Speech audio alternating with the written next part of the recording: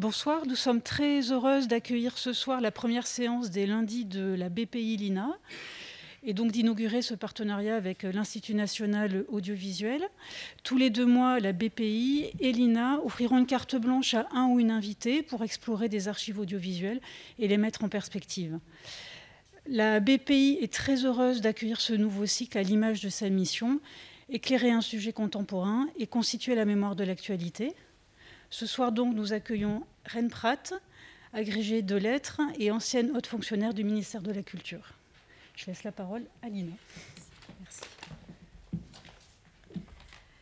Effectivement, au nom de l'INA, je remercie très, très chaleureusement la BPI de nous accompagner, de nous accueillir dans le cadre de ce partenariat, puisque, voilà, comme on l'a dit, on partage la conviction que l'archive audiovisuelle est un matériau qui sert à penser, y compris le présent, y compris des enjeux très contemporains qui traversent encore nos sociétés.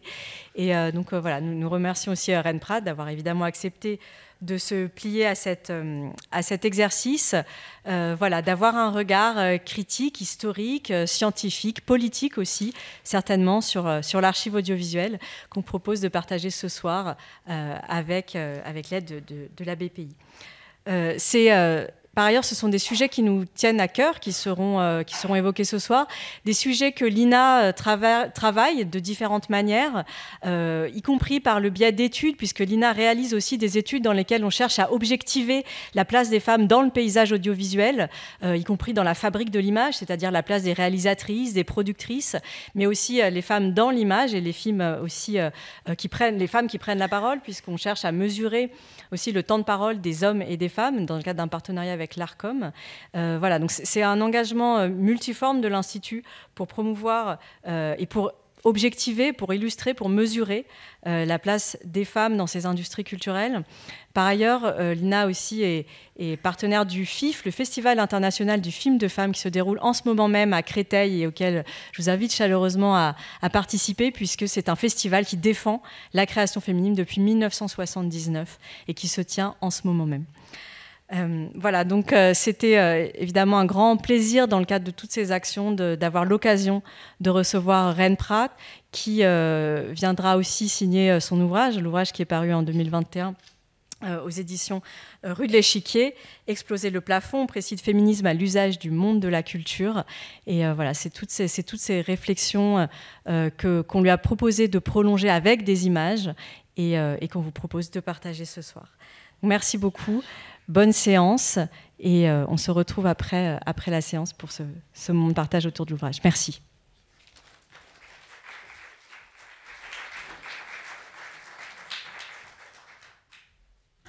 Bonsoir, merci. Merci. Je voudrais commencer en préambule à vous dire que j'ai évoqué il y a 2 ans, auprès de différentes personnes et institutions, l'idée de lancer une grande collecte d'archives de femmes de théâtre que nos institutions nationales pourraient entraîner, ainsi que les réseaux en région des archives départementales et municipales. C'est pourquoi j'ai accepté l'invitation qui m'a été faite, dont a pris l'initiative Catherine Gonard, et je la remercie de cette initiative et de sa force de conviction qui m'a donné l'idée de faire un premier pas, pour ma part, sur cette question des archives de femmes de théâtre à partir des archives de l'INA. Je remercie aussi Géraldine Peuls d'avoir accepté et confirmé cette invitation avec toute son équipe, Isabelle Galaise, qui m'a accompagnée patiemment dans la recherche des documents, Élodie Roblin, à qui nous devons l'affluence dans cette salle ce soir, et Jean-Michel Briard pour sa patience dans le montage jusqu'à peu près au dernier moment. Merci donc, merci aussi à toute l'équipe de l'INA et à toute l'équipe de la BPI. Je voudrais aussi rendre hommage d'abord à Sophie Catala-Pradal, dont j'ai appris il n'y a pas très longtemps qu'elle nous avait quittés, qu'elle était morte l'année dernière. Et Sophie Catala, c'est quelqu'un qu'on pourrait classer dans cette catégorie que Jeanne Champagne désigne comme les femmes de l'ombre. elle a été responsable de la formation d'un organisme qui s'appelait l'ATTAC, qui était l'Association technique d'action culturelle, qui regroupait des directeurs. Et à l'époque, certainement très peu de directrices, d'institutions du spectacle vivant. Et Sophie Catala a aussi réalisé 2 études pour le ministère de la Culture, une sur les techniciens du spectacle vivant en Europe, et une autre sur la formation aux métiers rares, où j'ai notamment appris qu'il existait un métier qui s'appelait plumassière, ce que je trouve très joli. C'est aussi l'occasion de rendre hommage à toutes les plumassières, régisseuses, scénographes, costumières, créatrices de lumière, ingénieuses du son, que toute femme de théâtre que je n'évoquerai pas ce soir au-delà de cette phrase.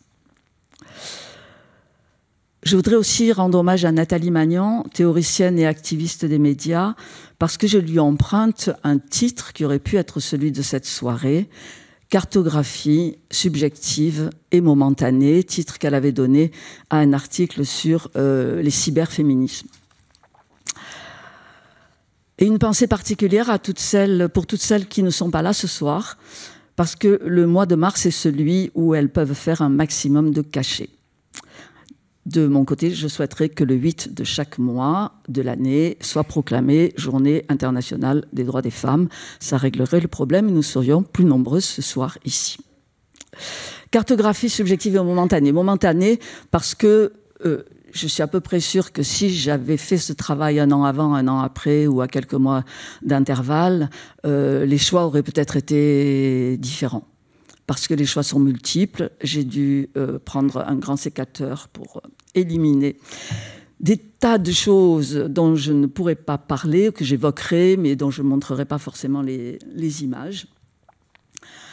Et qui seraient différentes aussi si j'avais choisi une autre période. Et en fait, je vais me limiter à le début des années 60 et le tout début des années 2000. Une cartographie subjective, c'est évidemment une histoire très personnelle que je vais vous raconter à travers ces archives, histoire de mon enfance, de la télévision de mon enfance, qui était une télévision de service public.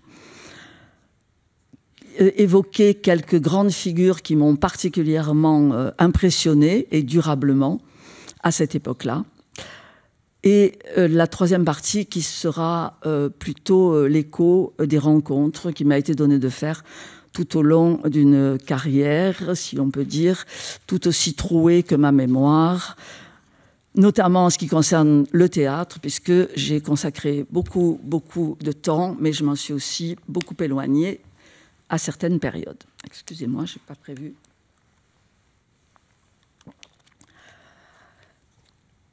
Donc, cette sélection est organisée en 3 parties, plus ou moins chronologiques, et dont les titres correspondent plus ou moins au contenu.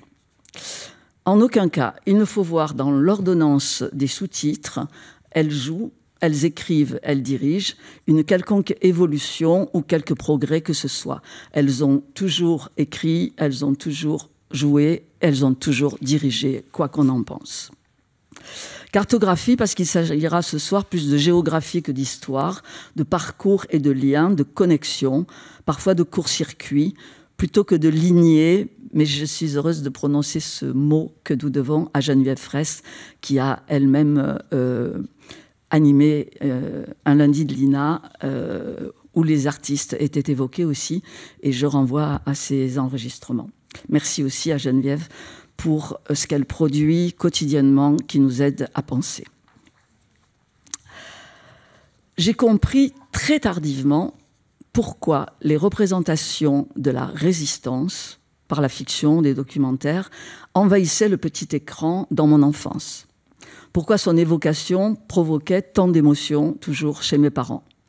En fait, la guerre n'était pas si loin, les restrictions encore plus proches, au moment où je suis née. Mais j'ai reçu un message qui disait « plus jamais ça ». Ce qui explique certainement qu'au printemps 68, j'ai vraiment cru que le monde, on allait le changer. Aujourd'hui, je sais et nous savons que l'horreur reste notre lot. Mais il y a des moments, et j'espère que ce soir est un moment qui nous permettra d'être ensemble, de nous retrouver, de nous écouter, de nous reconnaître, et nous pratiquons ainsi des trous de lumière dans l'horreur du monde. Alors, ce sera la télévision de mon enfance, mais ça sera lié au théâtre et, vous le savez, particulièrement aux archives de femmes de théâtre. En fait, j'ai découvert le théâtre à la télévision. Ni mon père ni ma mère n'allaient au théâtre. Ils allaient au cinéma. Et mon père, quand il était jeune homme, allait à l'opéra, parce que l'opéra, c'était facile. Il suffisait de se lever à 4 heures du matin pour aller faire la queue et obtenir des places pas chères au poulailler. Alors, on pouvait aussi, mais je ne crois pas que mon père ait fait ça, il ne me l'a jamais dit, y aller gratuitement en faisant la claque. Donc, pas de théâtre, le cinéma, les actrices et les acteurs que mes parents avaient vus au cinéma avant ma naissance, on les revoyait à la télévision. C'est ceux qui ont constitué ma culture, le début de ma culture cinématographique. Je n'ai jamais entendu le nom d'un réalisateur ni d'un metteur en scène, des actrices, des acteurs. À l'école, on nous emmenait au cinéma de quartier. Et je pense que toutes les écoles devaient emmener les élèves au cinéma de quartier. Et je cite ici une phrase de Delphine Seyrig que j'aurais voulu vous donner dans les extraits que nous allons voir, mais j'ai découvert qu'en fait, c'est pas dans l'émission en question, c'est pas elle qui la prononce, mais le présentateur qui lui dit « Vous avez dit, je voudrais que le théâtre soit gratuit et qu'il y en ait un dans chaque quartier. » Je l'aurais bien voulu aussi. L'opéra et le cinéma me paraissaient donc être des arts populaires, le théâtre hors de portée, jamais évoqué. Et c'est au cinéma que j'ai découvert, quand j'ai vu Les Enfants du Paradis, que le théâtre avait été un art populaire. Récemment, Julie Rosselot-Rocher, dont un livre va sortir dans quelques semaines, j'espère, sur les femmes de théâtre au XIXe siècle, les écrivaines de théâtre au XIXe siècle, me rappelait et confirmait ce qu'on voit dans Les Enfants du Paradis, c'est qu'au XIXe siècle, le théâtre était un art populaire pour la bonne raison que les 2/3 des spectateurs étaient illettrés, mais au théâtre, au moins, ils pouvaient accéder à l'information, aux propos. Et les femmes, les écrivaines, se sont beaucoup investies dans le théâtre parce que ça pouvait être une tribune. Donc cette histoire familiale fait que je suis obligée d'avouer aujourd'hui que je n'ai jamais aimé aller au théâtre. Ça m'a toujours demandé un effort particulier, ne serait-ce que d'avoir à monter les marches pour ces palais de la culture, que ce soit les scènes nationales ou les théâtres du XIXe siècle. Et j'ai passé l'essentiel de ma vie professionnelle à aller au théâtre. Je pense que c'est le seul moyen que j'ai trouvé pour légitimer ma présence dans ces lieux. Alors j'ai eu aussi un problème avec la peinture, je vous raconte rapidement parce que je me suis souvenue de cette anecdote. Quand j'étais en classe de 5e, on a eu une rédaction, il fallait décrire un tableau qu'on avait vu dans un musée. Dans toute la classe, un seul élève avait parlé de la matière de la peinture. Tout le monde, moi avec, avait raconté ce que décrivait le tableau. Ça a été une claque et j'ai compris comment les codes me manquaient pour lire la peinture, peut-être pour lire le théâtre, compte tenu de mes origines familiales, sociales et géographiques, comme ça doit s'entendre encore un petit peu. Quant à la télévision, j'ai aimé la télévision de mon enfance. J'ai compris beaucoup plus tard qu'elle avait été une télévision de service public qui alliait recherche, information, éducation et divertissement. Quelques titres que certains d'entre vous dont certains d'entre vous se souviendront. Le magazine féminin de Maïté Sellerier de Sannois. Je me souviens encore de son nom parce que c'était tellement beau d'entendre ce nom. La piste aux étoiles, la caméra explore le temps. Et j'ai toujours dans l'oreille le générique de 5 colonnes à la une qui disait « Pierre Desgroppes, Pierre Dumaillet et Igor Barrère présentent ». Et alors il y avait un roulement, je ne sais si de tambour ou... 5 colonnes à la une. je viens de découvrir que la personne qui coordonnait cette émission, c'était Eliane Victor, dont le nom n'a jamais figuré dans le générique. Et puis, Discorama. Discorama, c'était le dimanche à midi. C'est la seule émission qu'on pouvait regarder en étant à table le dimanche dans la salle à manger. Et Discorama, c'est Denise Glaser, sa voix, son visage, ses silences. Et nous l'entendons dans le premier extrait de cette première partie.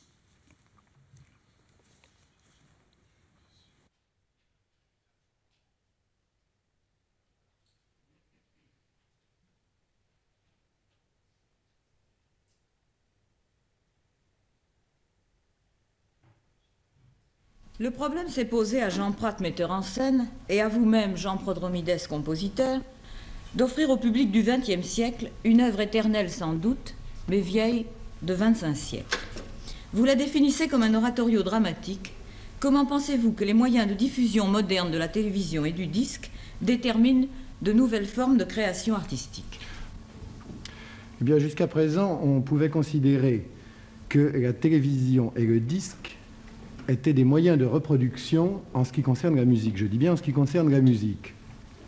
Des moyens de reproduction qui étaient, si vous voulez, l'équivalent d'un livre d'art en ce qui concerne l'œuvre d'un grand peintre. Une symphonie de Brahms a été conçue pour le concert et reproduite en disque, et un opéra de Mozart a été conçu pour l'opéra, bien entendu, et est adapté pour la télévision. Ne peut-on pas envisager à l'avenir, c'est du moins mon sentiment, que la télévision et les disques peuvent être des moyens de création? C'est-à-dire qu'on peut penser, concevoir un ouvrage lyrique, opéra ou oratorio pour la télévision, avec les extraordinaires possibilités de mise en scène que peut donner la télévision, que peut amener le montage, par exemple. Ne peut-on pas concevoir aussi qu'une œuvre symphonique ou lyrique peut être conçue pour le disque, avec les grandes possibilités que peut donner la stéréophonie dans le disque, une stéréophonie pensée dès l'écriture de la partition.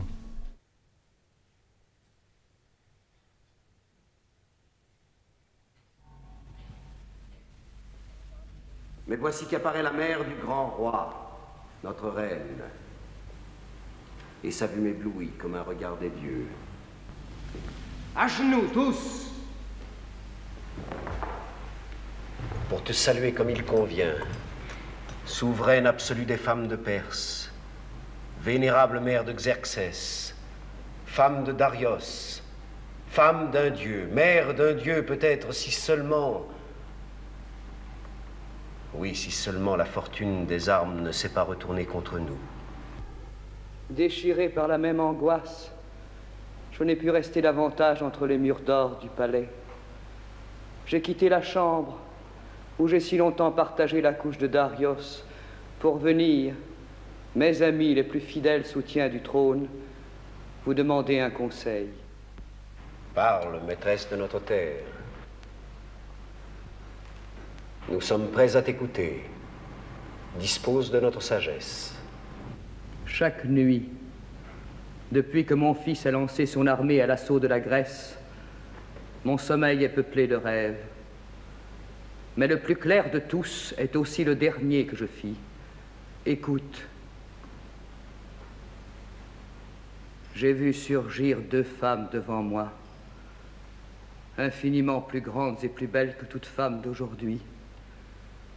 L'une portait la robe perse, l'autre la tunique dorienne. Elles étaient de même sang, mais leurs patries étaient diverses. La première habitait la Grèce, l'autre la terre barbare. Elles se prennent de querelle, mais mon fils survient à son tour, les saisit, les attelle à son char et leur passe au cou les harnais. Une des femmes en paraît fière et prête sa bouche aux morts, mais l'autre résiste, se cabre, déchire son harnais et brise en deux le joug, faisant tomber mon fils. Darios vers lui se penche, prête à le consoler. Mais Xerxès, à sa vue, déchire tous ses vêtements. C'est là que mon rêve a pris fin.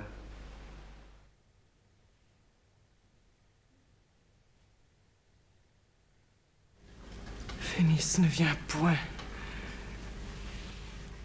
Oh, que cette lenteur d'un présage funeste épouvante mon cœur. Phénis n'aura point de réponse à me rendre. Titus, l'ingrat, Titus n'a point voulu l'entendre. Il fuit, il se dérobe à ma juste fureur. Eh bien, chère Phénis, as-tu vu l'empereur? Qu'a-t-il dit? Viendra-t-il? Oui, je l'ai vu, madame. Et j'ai plaint à ses yeux le trouble de votre âme. J'ai vu couler des pleurs qu'il voulait retenir. Vient-il? N'en doutez point, madame. Il va venir. Mais voulez-vous paraître en ce désordre extrême? Remettez-vous, madame, et rentrez en vous-même. Laissez-moi relever ces voiles détachés, ces cheveux épars, dont vos yeux sont cachés. Souffrez que de vos pleurs, je répare l'outrage. Laisse, laisse, Phénis, il verra son ouvrage.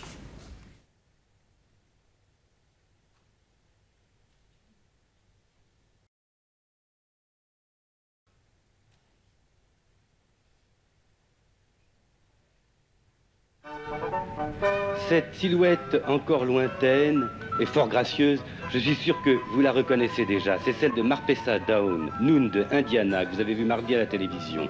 Nous lui avons donné rendez-vous en plein air parce que nous trouvons que le plein air lui va bien et parce que c'est l'été. Bonjour Marpessa Dawn. Bonjour. Dites-moi, est-ce que vous vous habillez vraiment tous les jours comme ça? Oh, presque tous les jours. Oui. Pourquoi? J'aime. Je suis relax. Vous êtes relax. Ah. Qu'est-ce que c'est cette tenue? Ça vient d'où? C'est un caïn de Java. Mais vous n'êtes pas javanaise pourtant. Non, non. Mais vous n'avez pas peur que on vous remarque plus encore dans cette robe assez inhabituelle pour des Français? Non, parce qu'à Paris, il y a beaucoup de gens du monde entier, alors on me prend pour une touriste peut-être. C'est ça, on vous prend pour une touriste. Mais est-ce qu'on se retourne sur votre passage parce qu'on reconnaît Marpessa Dawn, d'Orfeo Negro, ou parce que vous avez cette tenue un peu insolite? Je ne sais pas, vous savez, on ne se retourne pas toujours. Bon. Mais tout de même, vous faites du théâtre. Vous n'avez pas l'impression justement que votre origine vous interdit un certain nombre de rôles? Par exemple, vous ne pouvez pas faire les blondes Ophélie, je m'excuse. Oui, on a tendance à penser comme ça, que je sois limitée, mais je ne trouve pas que je suis plus limitée qu'une autre. Il y a beaucoup de blanches qui ne peuvent pas faire Ophélie aussi. Enfin, nous sommes chacun et chacune limités pour des différentes raisons. Enfin, vous êtes faite plutôt pour les rôles exubérants, j'ai l'impression. Oui, c'est une idée qu'on a, comme j'ai l'air d'une exotique, on me donne des rôles exotiques, mais je peux faire autre chose, je crois. Vous êtes mère de famille, je crois.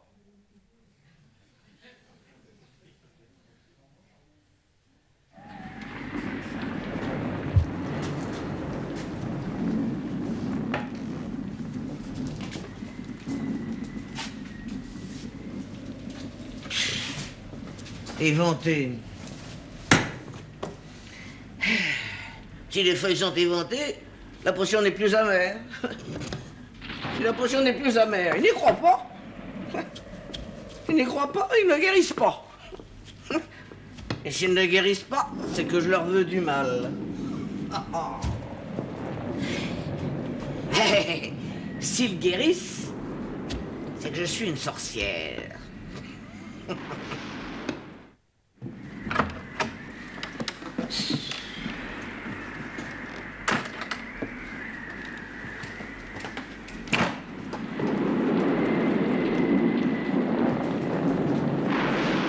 Si vous espérez, fille ou garçon? Oh ouais, pour la première fois, on aimerait mieux un gars. Ce sera une fille. Pourquoi? Pour vous rabaisser le caquet.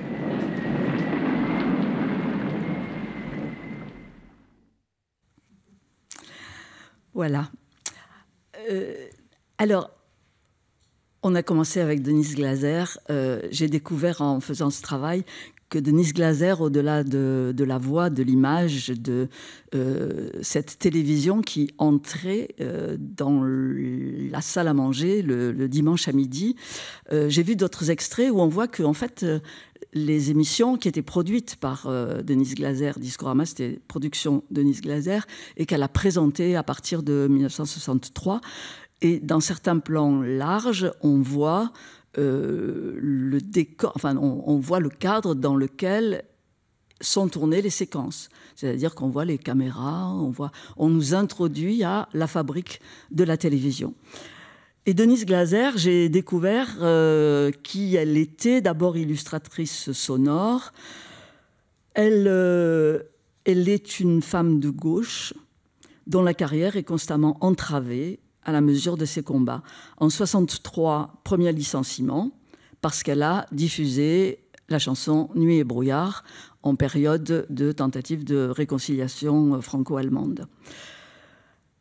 68, elle manifeste évidemment contre la mainmise du gouvernement sur l'audiovisuel public. 74, contre le démantèlement de l'ORTF. Et le 5 janvier 75, finalement, Discorama est supprimé. Denise Glaser est définitivement privée d'antenne et ne reviendra plus. Alors pourquoi les Perses? Alors, en fait, Denise Glaser, j'ai envie de vous raconter ça parce que c'est ce jeu de travailler avec les archives. Je voulais une séquence avec Denise Glaser et je n'arrivais pas à trouver une séquence qui me convienne. Je cherche les Perses et c'est en cherchant les Perses que je trouve Denise Glaser. Donc, le travail dans les archives, c'est vraiment un bonheur, de surprise, de hasard. Donc, les Perses, oui, ça je voulais vraiment. Alors, les Perses, vous avez vu, peut-être certains d'entre vous connaissez, mais l'aspect hiératique. Alors, ils sont masqués comme ça pendant 1h30. Or, c'est une émission qui a eu un audimat, comme on ne devait pas dire à l'époque, j'imagine, extrêmement important. J'ai lu qu'il y avait 75%. Alors, je ne sais pas si c'était 75% des foyers qui possédaient une télévision, mais en tout cas, il y a eu énormément de monde qui ont regardé cette émission, pas évidemment accessible, et pour entre autres raisons, que c'était, mais pour Dromides l'explique, l'émission a été montrée en stéréo entre la télévision et la radio. Donc on a allumé les deux. Et j'ai une comédienne à Marseille, Mireille Guerre, dont l'enfance se passait dans les quartiers nord, et qui me racontait qu'elle s'en souvenait très très bien, et que son père, qui était ouvrier en usine, avait pris une demi-journée pour faire les réglages nécessaires, et que tout le quartier, qui n'avait pas la télévision, puisque le seul poste c'était dans sa famille, tout le quartier était devant le poste pour regarder cette émission. Donc, je crois que l'exigence, le travail de recherche, oui, ça pouvait réunir un très large public. Ensuite, évidemment, alors, quand je les entends aujourd'hui et que je les vois, j'ai quand même un peu le sourire. Mais elles m'ont énormément impressionnée.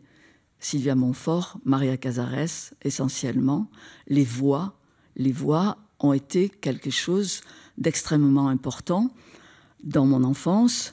Et donc ces voix-là, c'était la tragédie à laquelle je m'essayais pendant les épreuves de récitation. J'ignorais à ce moment-là qu'il y avait aussi des voix censurées, et pas forcément par ce qu'elles disaient, mais j'ai découvert ça dans un ouvrage intitulé « Quel dommage que tu ne sois pas plus noire » de Yasmine Modestine, qui raconte ses années au Conservatoire national supérieur d'art dramatique et son parcours professionnel. Yasmine Modestine est comédienne, chanteuse, réalisatrice. Elle écrit des chansons, des pièces de théâtre, multiprimées, rarement montées, et des essais. Et dans cet ouvrage, « Quel dommage que tu ne sois pas plus noire », elle raconte qu'au cours d'une séance de doublage radiophonique, elle s'entend dire « Comme vous avez des voix spéciales, je ne peux pas vous faire doubler n'importe qui ni tout le monde. » Elle précise, Yasmine Modestine précise, il y a dans le doublage une croyance sur la voix des Noirs et une pratique discriminante. Très souvent, les Blancs doublent des Noirs, et très peu souvent, la réciproque est vraie. Les archives de l'INA conservent l'émission que Yasmine Modestine a produite et présentée sur France Culture dans la série Surpris par la nuit qui s'intitule « Métis, nous sommes 200%. 200%. » Quant à Marpessa Down, je ne vais peut-être pas m'étendre très longuement. En fait, je l'ai trouvé parce que je cherchais un film que j'avais vu dans ces années 60, je ne suis pas sûre d'avoir retrouvé. J'ai pensé que c'était Orfenegro. En tout cas, ce qui m'avait marqué, c'est que tous les acteurs, toutes les actrices étaient noirs et les costumes étaient très blancs. Donc, je ne sais pas si c'est Orfenegro finalement, mais en tout cas, c'est comme ça que je suis arrivée à Marpessa Down et à cette interview qui a lieu quelques années après, 5-6 ans après le film Orfenegro, dont elle était l'héroïne. Et elle est interviewée parce qu'elle joue dans une adaptation, une dramatique, d'un texte de George Sand, Indiana, où elle joue le rôle de Noon, qui sans surprise est le rôle de la femme de chambre, qui d'ailleurs se suicide très vite dès les premiers chapitres. Donc le rôle n'est pas aussi important que celui qu'elle avait eu dans Orfenegro. Bon, cette archive-là, ça dure 5 minutes, c'est un chef-d'œuvre, vous l'avez vu, vous l'avez entendu, de sexisme et de racisme. Je pense que ça valait le coup de l'avoir en tête. Et puis la petite fadette. Alors la petite fadette, parce que le théâtre de la jeunesse, j'en ai pas un souvenir très émerveillé de ce théâtre de la jeunesse, mais en tout cas ça existait. C'était programmé le jeudi après-midi, puis c'est passé, mais ça j'ai découvert en faisant ce travail, le samedi soir, parce que Claude Santelli trouvait que les contes et les histoires pour enfants devaient bien intéresser tout le monde. Et pourquoi j'ai choisi celui-ci, alors que je me souviens beaucoup mieux des multiples adaptations des Misérables, de La Casse de l'oncle Tom, des contes de la comtesse de Ségur, mais évidemment la petite fadette, parce que George Sand, c'est évident. Et George Sand, on le verra, c'est quand même une grande histoire dans ma vie, puisque j'ai été chargée, après avoir été missionnée pour assurer la coordination du bicentenaire, des activités du bicentenaire, des célébrations du bicentenaire de la naissance de Victor Hugo, j'ai aussi été chargée par Jean-Jacques Ayagon de mettre en place une année George Sand. J'avoue que si ça ne m'avait pas été demandé, je serais toujours peut-être dans l'ignorance de l'œuvre monumentale et importante de George Sand. Plusieurs personnes au cours de cette année se sont étonnées et j'ai entendu plusieurs fois, mais pourquoi est-ce qu'on nous l'avait caché ? Alors, 2 anecdotes. Dans ce travail pour essayer de coordonner, donc de faire exister le plus de manifestations possible, je suis allée rencontrer le directeur du Conservatoire national supérieur d'art dramatique de l'époque, qui m'a reçue pour me dire qu'en aucun cas le conservatoire ne travaillerait sur George Sand, qui était un auteur mineur, que d'ailleurs il n'avait jamais lu. Il se trouve que George Sand était joué à la Comédie Française et il se trouve que pendant cette année George Sand, une de ses pièces, Le mariage de Victorine, a été mise en scène à Kinshasa par une jeune metteuse en scène quinoise qui apparemment avait sur ce sujet un peu plus de culture que notre directeur du Conservatoire national supérieur d'art dramatique. L'année George Sand, ça a aussi été la rencontre de quelqu'un qu'on retrouvera plus tard, qui est ici, Jeanne Champagne, à qui j'avais commandé un spectacle sur les textes politiques de George Sand, spectacle qui est devenu un spectacle événement, puisque dans les locaux de l'Assemblée nationale étaient réunis, Jeanne Champagne avait réuni 120 lycéennes et lycéens d'un peu partout, Paris, la région parisienne, je crois, un lycée agricole de la Creuse, et ensuite a tourné ce spectacle qui a fini par associer au fil de la tournée pas loin de 1500 lycéennes et lycéens.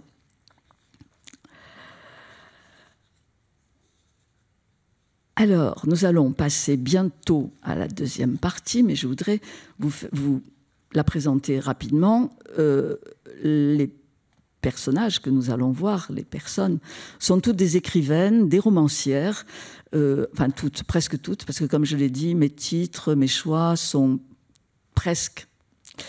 donc elles sont presque toutes des écrivaines, des romancières. Elles ont écrit pour le théâtre et sont souvent passées à la mise en scène. Dans cette séquence, je dirais, ce sont peut-être un peu mes monstres sacrés que je vous présente.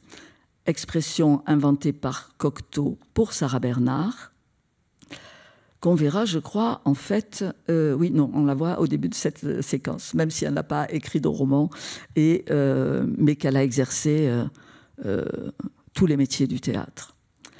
monstre était aussi le mot que Mauriac avait trouvé pour Françoise Sagan, qu'il appelait ce charmant petit monstre.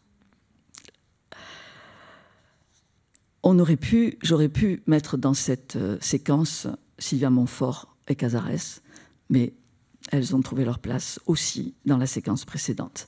Il y aura une absente, dont je vous lis 2 lignes. Le théâtre ne l'a jamais intéressée beaucoup.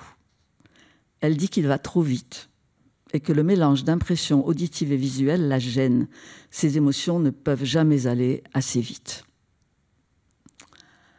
C'est l'autobiographie d'Alice Toklas, mais écrite par Gertrude Stein.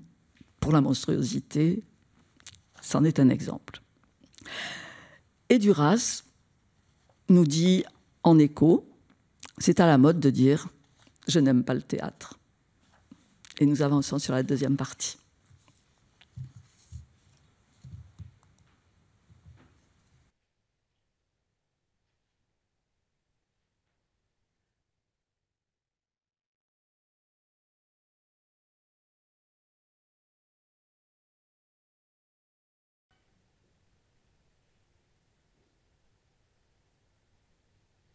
Françoise Sagan, j'ai remarqué que dans la plupart de vos pièces, l'action se passe toujours dans un milieu soit bourgeois, soit noble, tantôt ruiné et tantôt fortuné. Vous n'avez jamais été tenté de décrire un autre milieu?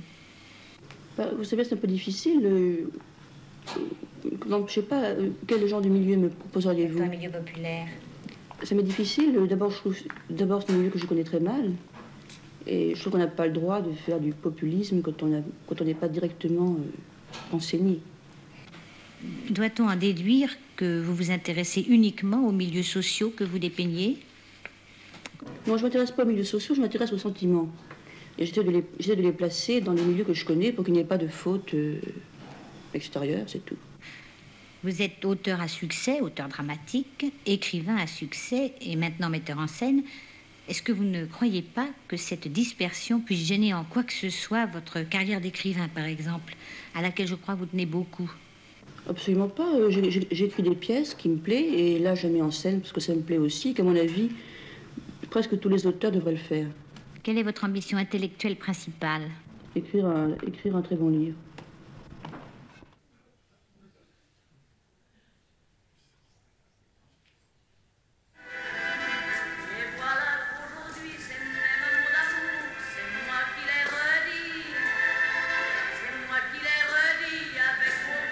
Arrête. Là, tu veux regarder? Non, partout, partout, tu tournes sur toi-même, n'aie pas peur.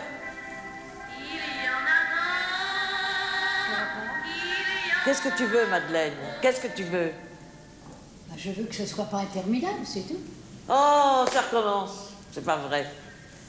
C'est pas vrai. Ça, il n'y a rien à faire, je le ferai de toute façon. Oh. C'est fou, ça. Je savais qu'il y avait ça.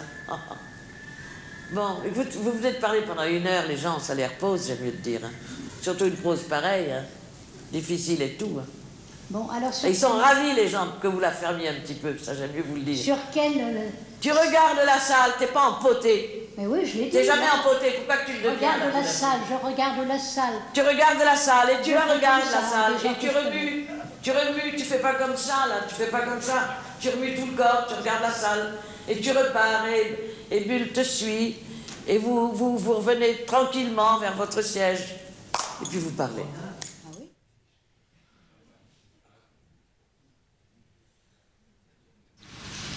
Chef de file de ce qu'on a appelé le nouveau roman, Nathalie Sarraute, dont l'œuvre est traduite dans une bonne vingtaine de langues, a eu longtemps une très mauvaise réputation. On l'a jugée un auteur difficile. Sans doute parce qu'elle fut une des premières à bousculer l'idée traditionnelle du roman. Dans ses livres, Nathalie Sarraute ne raconte pas une histoire, mais cherche à nous rendre sensibles ces mouvements de notre conscience qu'un mot ou un geste fait naître et qu'elle appelle des tropismes. Je choisis des personnages masculins pour les rôles principaux, pas du tout par une sorte de misogynie, mais parce que je pense que c'est l'homme qui représente en somme davantage l'être humain. Si on prend une femme, c'est tout de suite, elle est marquée par son sexe. Et alors quelquefois, je prends des personnages féminins pour varier les voix, tout simplement. Mais en réalité, je ne vois ni homme ni femme, je vois un être humain qui est aussi bien moi-même.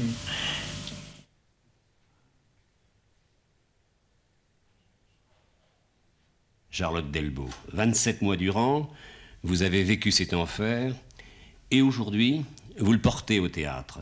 30 ans après, vous installez 22 femmes sur la scène pour rapporter les paroles de la nuit. De ce drame, vous faites un théâtre avec ce titre « Qui rapportera ces paroles ?» et ce titre est très beau. Et j'ai l'impression, Charlotte Delbo, qu'il fallait surtout que l'on n'oublie pas. C'est plus que ne pas oublier, c'est vouloir porter à la conscience des faits qui doivent justement rester dans l'histoire et non pas seulement à l'état de légende maintenant, aujourd'hui, qu'on dispose de l'écriture. Car des massacres, l'histoire de l'humanité en est pleine, mais de nos jours, il fallait pour qu'ils arrivent à la conscience, c'est-à-dire il faut qu'ils soient portés au langage, qu'ils entrent comme un fait d'histoire, un fait de culture, bien que le mot culture ici semble tout à fait à côté. Alors, le porter à la scène, ça paraissait peut-être, en tout cas il y a si peu d'exemples où ça a été fait, ça devait paraître une entreprise difficile. Et pourtant c'est celle qui m'est venue à l'esprit assez simplement parce que c'est à la scène qu'on entend les paroles proférées. Et dans la lecture, on est seul, on relit, on peut être touché par les mots. On est moins atteint. On est moins atteint, me semble-t-il, c'est-à-dire que dans la lecture, on a des mots et à la scène, on a des paroles. Charlotte Delbo, le théâtre ne vous est pas étranger, vous avez été la secrétaire de Louis Jouvet, donc c'est un prolongement de ce que vous faisiez à un certain moment. Je ne savais pas, quand je suis devenue par hasard la secrétaire de Louis Jouvet, que ce que j'apprendrais avec lui me servirait un jour à devenir auteur dramatique. Voilà. Alors, la séquence sur les obsèques de Sarah Bernard, je pense que là aussi, c'est un chef-d'œuvre de misogynie. Comme enterrement de première classe, on ne fait pas mieux. En fait, Sarah Bernard, je ne l'ai jamais vue, évidemment, ni au théâtre, ni même... Je ne suis même pas sûre de l'avoir vue à la télévision. Mais Sarah Bernard a compté pour moi parce que mon père admirait qu'elle ait joué des rôles d'hommes. Et il faisait tout particulièrement référence à l'Aiglon. Alors je pense que si Edmond Rostand est entré au panthéon paternel avec Corneille, Racine et Victor Hugo, c'est parce qu'il était né à Marseille. Donc ce monstre sacré, ainsi achevé par le commentateur de cette séquence, ça me permet quand même de faire remarquer que effectivement, rien sur l'art de Sarah Bernard, si ce n'est pour s'en moquer, mais c'est l'usage pour les femmes remarquables qu'on raconte leur histoire plutôt que de parler de leur œuvre. Je reviens à George Sand, dont on sait très bien qu'elle était la maîtresse de Chopin et de Musset. Quand j'ai organisé l'année George Sand, une direction du ministère de la Culture avait fabriqué un site internet pour l'année George Sand, qui commençait, première image, un poème de Musset sur une musique de Chopin. Voilà, alors Françoise Sagan, c'est un amour de jeunesse, c'est Bonjour Tristesse. C'était un peu comme Françoise Hardy, avec qui je me promenais toute seule par les rues, j'allais par les rues, l'âme en peine. En fait, je n'avais pas du tout l'âme en peine, mais j'étais très fière de cette idée de marcher toute seule. Donc, Françoise Sagan, c'est un choix qui n'était pas du tout validé par l'université. Mais elle a été validée pour moi par d'autres, je vous le dirai après. Ce qui m'intéresse ici, dans cette archive, c'est cette Sagan qui revendique, en 1964, ce que Donna Haraway, en 1988, 25 ans plus tard, conceptualise dans un texte intitulé « Savoir situer la question de la science dans le féminisme et le privilège de la perspective partielle, qui arrive en France en 2007, c'est-à-dire 20 ans après que ce livre ait été écrit. Mais Françoise Sagan, déjà, nous faisait remarquer qu'on parle mieux de ce qu'on connaît et que peut-être il est bon que chacun soit autorisé à parler de ce qu'il connaît. Alors, Duras, évidemment, la séquence. Alors, ce qui est important dans cette séquence, en fait, c'est Michel Porte, qui est une grande cinéaste. Et je pense que c'est un des plus grands films de théâtre que j'ai vu, que ce Savannah Bay, c'est toi, où Duras dirige donc Madeleine Renaud et Bulogier. En fait, le film est une alternance de séquences de répétition et d'entretien entre Michel Porte et Duras. En fait, on n'entend pas Michel Porte et on voit Duras qui lui répond. Et dans les archives de l'INA, il y a le document où il y a l'entièreté de l'interview de Duras que Michel Porte ensuite a coupé pour n'en retenir que des séquences et monter avec des séquences de répétition. Et donc le film est magnifique et le document où Duras s'exprime sur son rapport au théâtre est tout à fait passionnant.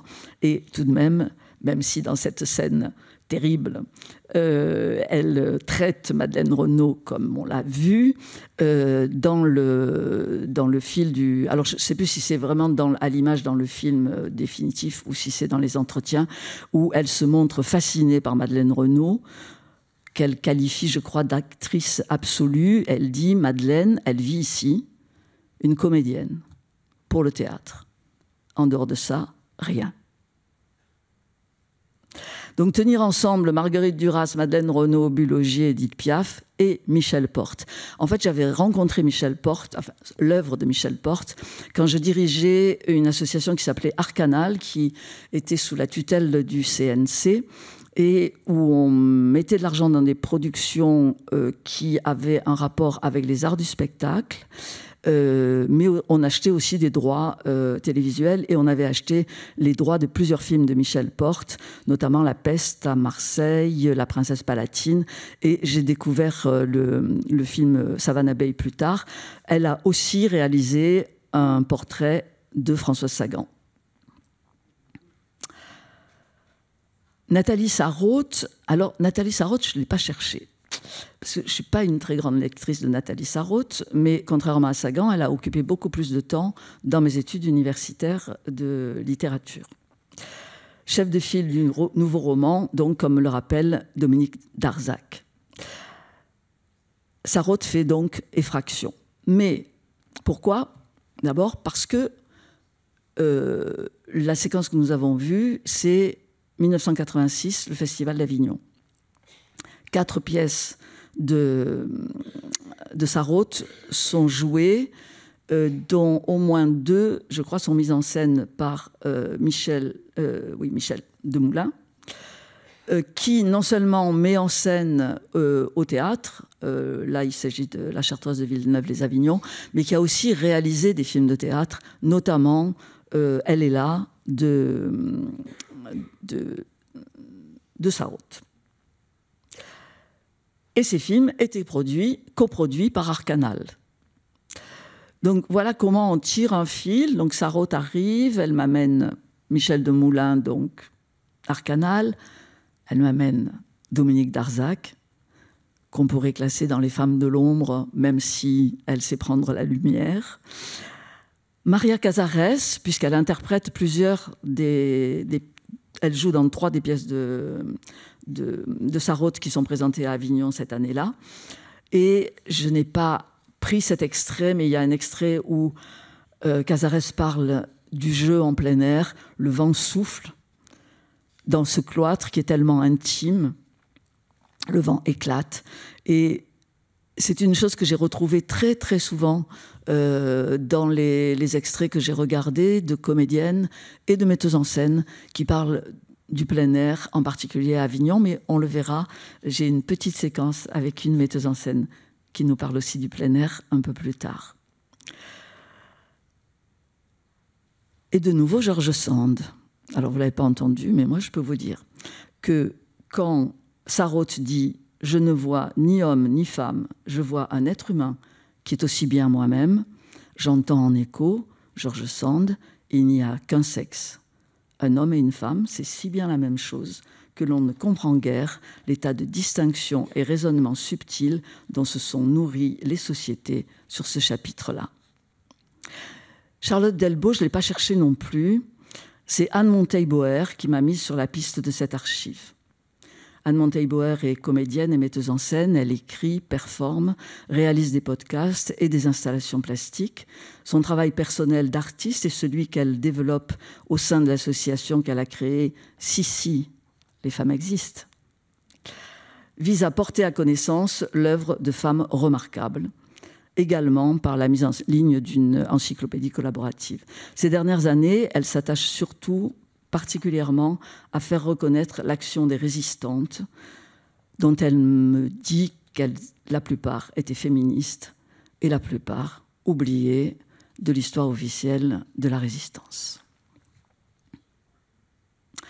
Alors, ces femmes de plume qui passent à la scène en parlent toutes de manière différente, mais de manière aussi forte, comme d'un endroit étranger qu'on investit. Alors Delbo, vous l'avez entendu, nous dit « Le théâtre, c'est porter à la conscience des faits qui doivent rester dans l'histoire. À la lecture, on a des mots, à la scène, on a des paroles. » C'est pour elle un théâtre tribune, comme je crois les autrices de théâtre du XIXe siècle utilisaient la scène, puisque à la tribune politique, elle n'avait pas droit, en dehors de la rue, bien sûr. Une phrase qui n'est pas dans l'extrait que je vous ai montré, mais qui est extrêmement importante dans ce que dit Delbo, quand elle parle de la survie dans les camps, elle dit « La survie était due à la solidarité ». Et je pense que c'est pour ça qu'elle met sur le plateau de ce spectacle 22 femmes qui vivent cette histoire des camps. Et je crois que la solidarité, à quoi on doit la survie, c'est une chose à laquelle on pourrait penser tous les jours. Alors Sagan, dans une autre émission, est interrogée par Liselina, qui lui rappelle donc qu'elle s'est essayée à la mise en scène, et Sagan répond « Ah oui, j'ai compris ». Alors, parce que dans l'extrait qu'on a entendu, elle dit « Tous les écrivains devraient s'y frotter ». J'ai compris, elle parle d'un exercice difficile qui demande beaucoup de soins, de minutie, de connaissances techniques, une intelligence de ce métier, une autorité, toutes choses que je n'ai pas, conclut-elle. Donc je crois qu'elle n'a pas poursuivi très longtemps ses essais à la mise en scène, même si elle a écrit pour le théâtre. Quant à Duras, je reprendrai quelques-unes de ses phrases que je crois extrêmement importantes. Elle dit, elle aussi, c'est une expérience étrange, le théâtre, pour un écrivain. Un lieu tragique, passionnel, nocturne, un lieu éclaté, exposé à tous les dangers. La peur que j'ai toujours au théâtre, la panne de mémoire. Peur de la mort du comédien. Il y a une malédiction sur le monde des comédiens parce qu'ils concurrencent Dieu. Et cette phrase me fait penser à une chose que j'ai comprise le jour où j'ai assisté à une corrida. J'ai compris que c'était ça que j'aimais au théâtre. Quand l'actrice ou l'acteur est en contact avec les dieux ou les déesses et peut en mourir. Le risque du plateau. C'est rare, mais c'est ce que j'aime au théâtre. Et donc, pour faire une transition avec la dernière partie que j'ai intitulée « La décentralisation théâtrale, une affaire de femmes », elles dirigent, comme on l'a vu, elles ont dirigé bien avant, mais je voudrais parler d'une metteuse en scène, directrice de théâtre dont je ne montrerai pas d'archives, mais qui occupe dans ma rencontre avec le théâtre une place singulière. Des petits cailloux dans la poche, dans les poches. C'est le premier spectacle que j'ai vu à Paris. J'ai retrouvé que ça devait être en janvier 1979 au Théâtre Oblique, devenu par la suite Théâtre de la Roquette, aujourd'hui Théâtre de la Bastille.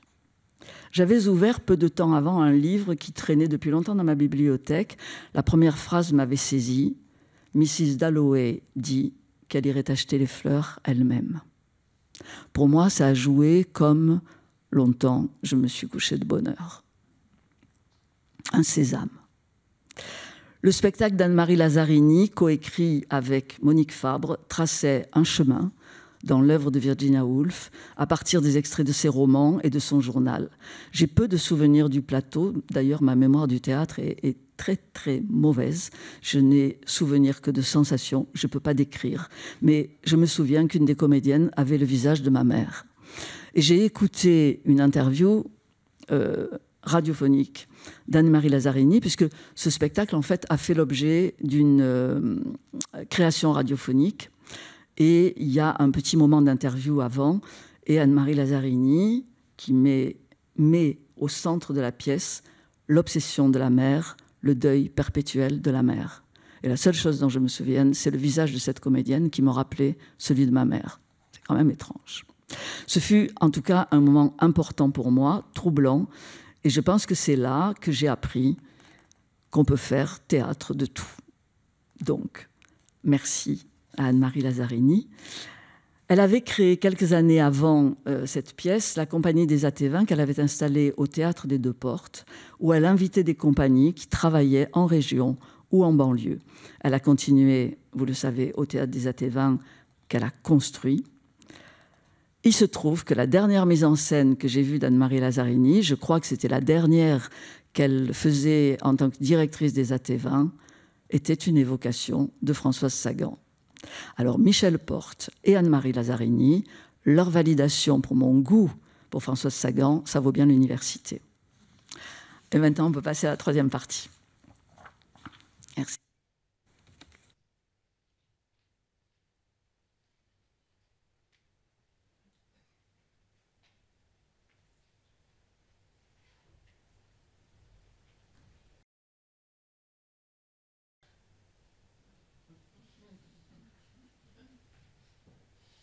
Si vous voulez, prenons un exemple, les petites affaires du cinéma. Il existe une commission d'avance sur recette, qui est une commission qui avance de l'argent à des réalisateurs qui veulent faire des films et qui leur permettent de trouver le restant de l'argent pour monter leur film. Et puis, quand le film sort dans les salles, on rembourse ce centre qui a prêté de l'argent pour faire ces films. Cette commission est composée de, je ne sais pas, une dizaine de personnes, peut-être plus, peut-être moins, je ne sais pas. Mais il y a une femme dans cette commission. Bon, alors vous voyez que même dans les petits problèmes du cinéma, on retombe sur ce problème-là. Il y a une femme parmi tous ces gens. Et Dieu sait que le cinéma est un domaine où les femmes ont été utilisées par les hommes à leur propre fin. Et je crois qu'il est temps que ces choses-là changent. Vous voyez, dans tous les domaines, c'est la même chose. Michel, ce que vous faites, c'est vraiment complètement différent de ce qu'on voit au théâtre d'habitude, d'ordinaire. Comment est née la table?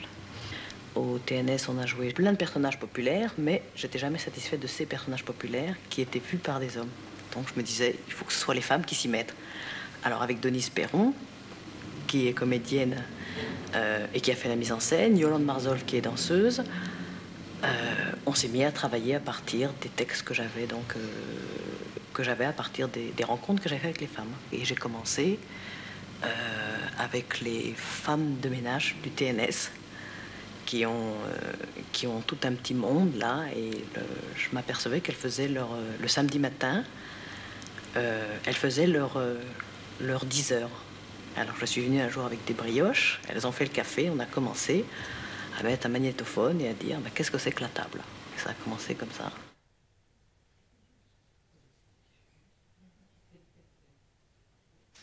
Bonsoir, Josiane Orville. Bonsoir. Alors, nous n'allons pas faire un bilan chiffré en quelques minutes, mais après 5 ans, j'aimerais savoir comment vous, qui avez été sur le terrain, vous avez vécu cette expérience, comment vous la voyez? J'ai envie de vous répondre globalement positive, puisque vous en avez fait quelques survols sur l'ensemble de cette expérience. Bon, c'est vrai que tout n'a pas fonctionné, que beaucoup de choses ont fonctionné, mais que l'idée principale, qui était de recevoir, avec des moyens très professionnels au niveau de l'équipe qui recevait, des compagnies qui pouvaient là, brusquement, se retrouver face au public, face aux médias, face à la critique, ça, nous l'avons mené. Et nous l'avons mené avec les compagnies, toujours avec bonheur, ce qui était important.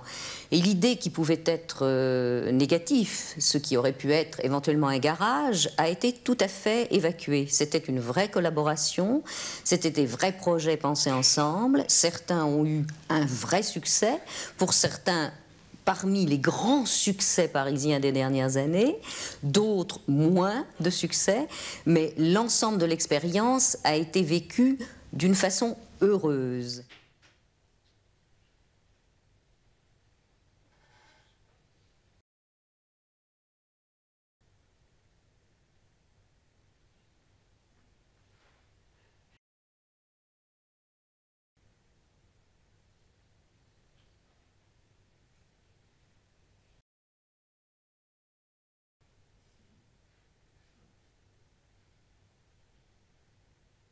Ce que j'attends du théâtre, c'est de provoquer finalement, de sortir tout son courage. Michel Guicon. Il y a des moments, c'est vrai que c'est très compliqué.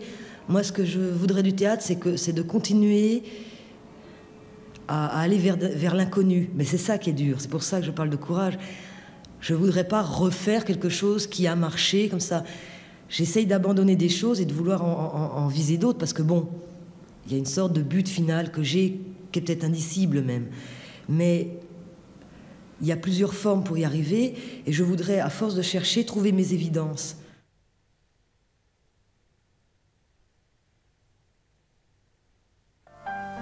Michel Guigon joue Marguerite Paradis, ou l'histoire de tout le monde. Là, c'est pour ça qu'il a deux ombres qui déhantent. Pas chercher midi à 14h, quoi. Je vais pas chercher ce qui est beau que je ne connais pas. Je prends les marches que je connais pour y aller. La veille de la première, Michel et sa bande étaient en pleine forme. Impossible de les arrêter, ils ont même improvisé un défilé de mode spécialement pour nous. Ici, c'est une robe de petite. Gilet vert. Robe printemps, nœud tombant. Tour. La robe est en nylon, elle a été achetée chez Emmaüs. Les compagnons d'Emmaüs, c'est très bon marché.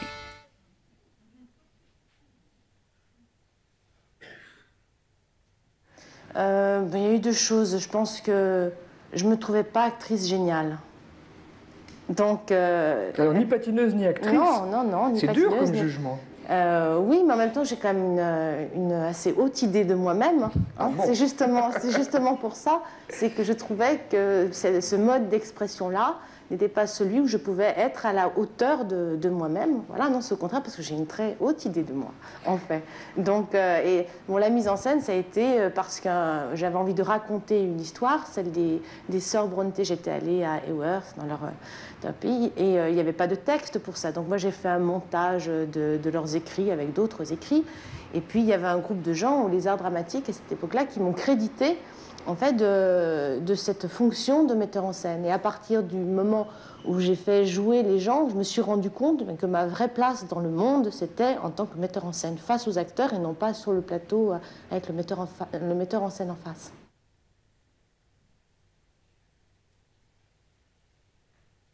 Et Lettre morte, c'est un coup de foudre pour Pinget? Comment ça s'est passé, ça? C'est une chose qui s'est fabriquée au fur et à mesure. C'est une commande d'Alain Crombecq. Et c'est vrai que dans un premier temps, ça n'a pas du tout été un coup de foudre, au contraire. Je crois que j'étais un peu comme beaucoup de gens. Je pensais que Pinget, c'était pénible, c'était illisible, c'était hermétique. Enfin, c'était nouveau roman, quoi. Mais vous y êtes allé quand même parce que vous aviez donné un accord ou c'était venu peu à peu? J'ai énormément d'estime pour Alain Crombecq et que je me dis que c'est quelqu'un qui, quand il demande des choses comme ça, il doit savoir ce qu'il fait. Donc, plutôt que de me bloquer, je me suis dit que j'allais essayer de comprendre encore plus pourquoi il m'avait proposé ça.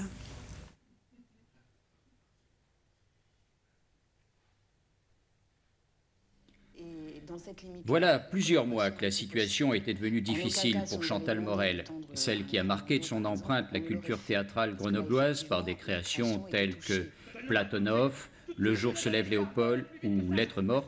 Celle qui avait pris la direction du Centre dramatique des Alpes il y a 18 mois a décidé de démissionner du CDNA. Une démission qu'il faut interpréter comme une question posée à l'État. Est-il prêt à réaliser une véritable décentralisation ?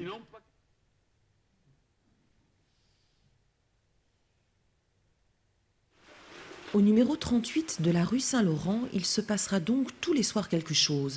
Le lieu est petit, secret, et il faut pousser une porte pour entrer dans l'au-delà, un au-delà intime, fait de mots et de beaux textes, une rencontre immédiate avec le public.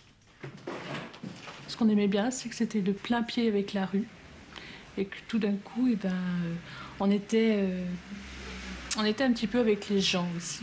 Voilà. Et après, petit à petit, on l'a aménagé, on a pris le bois de nos anciens décors, on a pris la table du roi Lear, tout ça, et on s'est installé.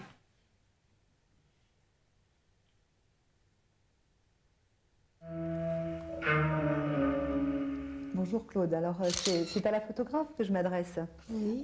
Une photographe qui suit l'aventure d'une femme de théâtre, comédienne aujourd'hui, avec des responsabilités importantes ici à Thionville. Alors Claude, quelle est la première chose que vous aimeriez dire sur Stéphanie? Quelle est la première impression que vous avez eue lorsque vous l'avez rencontrée?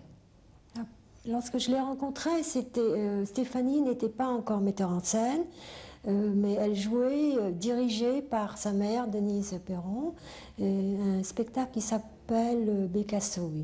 Et j'ai beaucoup aimé sa façon, bien sûr, de jouer la précision et la clarté du texte. Voilà. Et ensuite, elle a commencé à faire la mise en scène, donc je l'ai suivie depuis le début.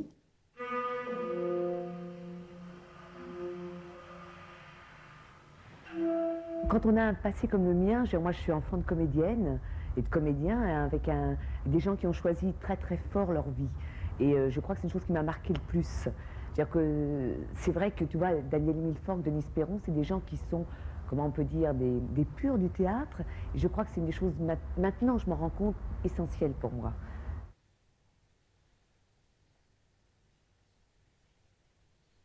Le texte de Max Frisch a l'avantage de raconter des choses importantes, mais de les raconter de manière légère et de les raconter de manière naïve. Ce qui m'intéressait là-dedans, c'était justement cette part du rêve, c'est-à-dire comment, à l'intérieur du rêve, on fait passer ces questions-là. Et dans un lieu de plein air magique comme ça, avec la lune, avec la forêt derrière, avec des égouts qui sont des vrais égouts, et tout cet grand espace donnait vraiment la dimension du rêve et du fantastique aussi.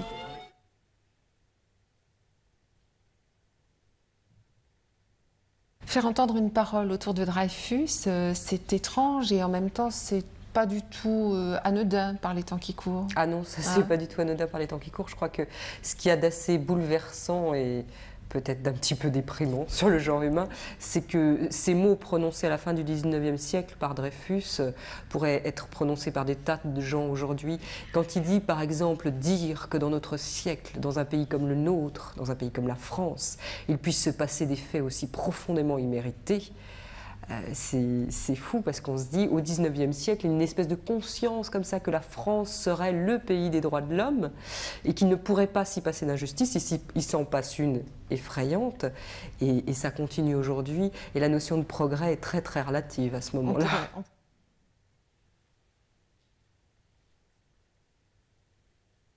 Aurore Evin, vous arrivez au théâtre et Rilke disait, vous avez 25 ans, et Rilke disait qu'essayer de créer avant 28 ans, c'était presque une difficulté majeure parce qu'on n'avait pas vécu.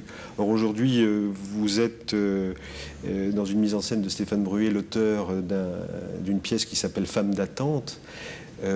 Comment est-ce que vous entendez ce mot de Rilke? Oui, si, je comprends tout à fait, dans le sens où moi, justement, j'ai écrit parce que je n'arrivais pas à vivre, justement, parce que de ne pas avoir vécu et d'exprimer, justement, ce besoin d'aller vers le...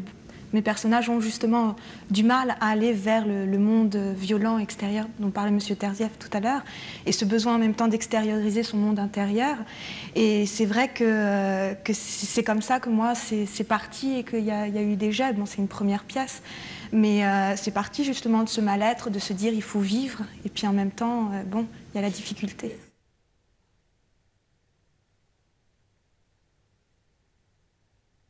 Aucune femme à la tête d'une institution nationale, peu d'auteurs, des subventions inférieures, 95% du budget de la culture est géré par des hommes.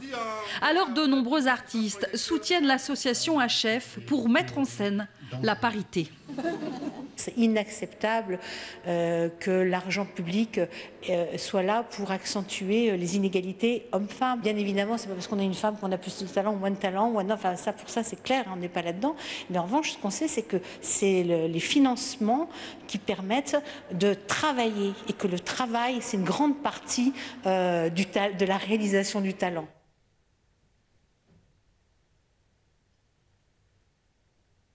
Moi, je viens du silence. J'étais quelqu'un comme un dauphin. J'avais du mal à parler. Et c'est le théâtre qui m'a sauvé la vie. Et j'ai ce rapport-là avec toute personne handicapée, d'une fraternité très évidente. Et de la même manière, c'est une culture. La culture sourde, elle existe. Elle nous a enrichis, nous. Ce n'est pas nous qui sommes seulement allés à leur rencontre et qui leur avons apporté la culture des entendants. Nous nous sommes enrichis de ce qu'ils nous ont apporté.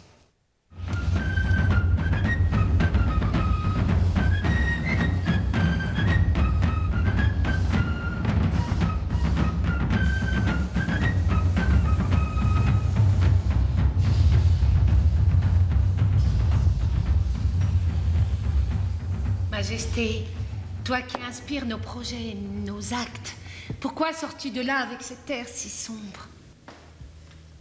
Oh, les femmes, saleté de femmes.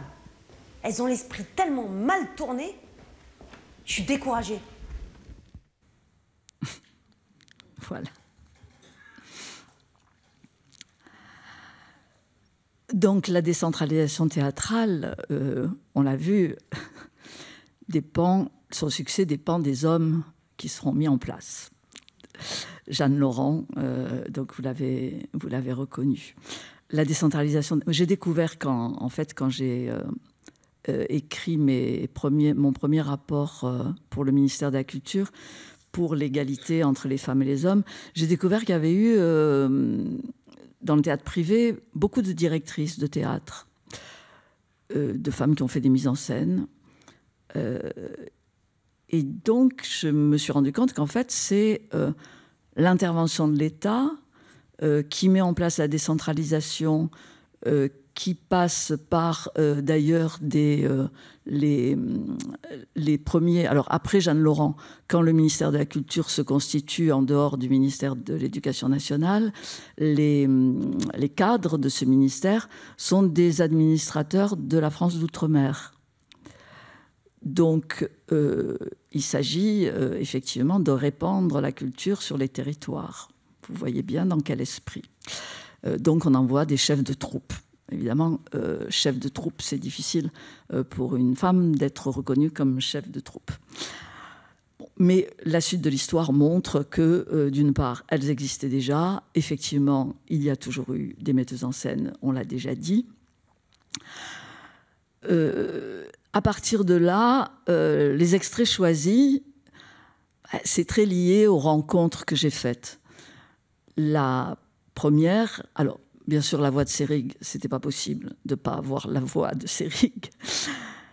Ensuite, cet extrait avec Michel Fouché, il se trouve que je suis arrivée à Strasbourg pour faire un stage au TNS de 6 mois. C'était un stage justement de l'attaque dont j'ai parlé en début de séance. Je n'ai pas vu la table. Ce spectacle avait été créé 1 an avant. Tout le monde en parlait encore. On en a parlé longtemps. Je pense que ça a été un moment extrêmement important, un marqueur dans l'histoire du théâtre contemporain. Et ce qu'on a entendu de la voix de Michel Fouché nous explique assez pourquoi. Alors, j'ai tenté d'avoir une chronologie. Voilà pourquoi Michel Fouché arrive à ce moment-là. Puis Josiane Orville. Alors, Josiane Orville, cette interview, c'est 5 ans après sa prise de fonction à la direction du théâtre de l'Athénée. Durée de 5 ans, qui aurait pu être renouvelée, mais dont, dans la même émission, le directeur du théâtre et des spectacles de l'époque au ministère de la Culture nous annonce, après avoir dit que c'était un succès, sans toutefois citer Josiane Orville d'ailleurs, nous annonce qu'on allait mettre fin à cette expérience qui avait été un succès pour nommer un artiste à la tête de ce théâtre. Bon, finalement, l'affaire ne se fait pas et Josiane Orville, qu'on voit là donc en 87, donc elle a dû arriver en 82 à la tête de Athénée, où elle accueillait donc des compagnies, des jeunes compagnies, comme on aurait pu entendre Anne-Marie Lazzarini parler des jeunes compagnies, du jeune théâtre, elle parle, qu'elle accueillait au Théâtre des Deux Portes, avec peu de moyens. Là, il y a vraiment un théâtre qui est dédié à l'accueil de ces jeunes compagnies dans des conditions professionnelles, comme nous le dit Josiane Orville. Pourquoi Josiane Orville parmi les femmes de l'ombre? Mais vous voyez, elle aussi, qu'elle prend très bien la lumière, et Darzac pareil. Parce que une fois partie du Théâtre de l'Athénée, donc en 93, elle est nommée à la direction du Jeune Théâtre National, donc où sont accueillis pour une période d'insertion professionnelle des jeunes diplômés des écoles nationales de théâtre. Et Josiane Orville crée l'unité nomade de mise en scène, qui est, je pense, la première réelle formation à la mise en scène dans un organisme qui relève du ministère de la Culture.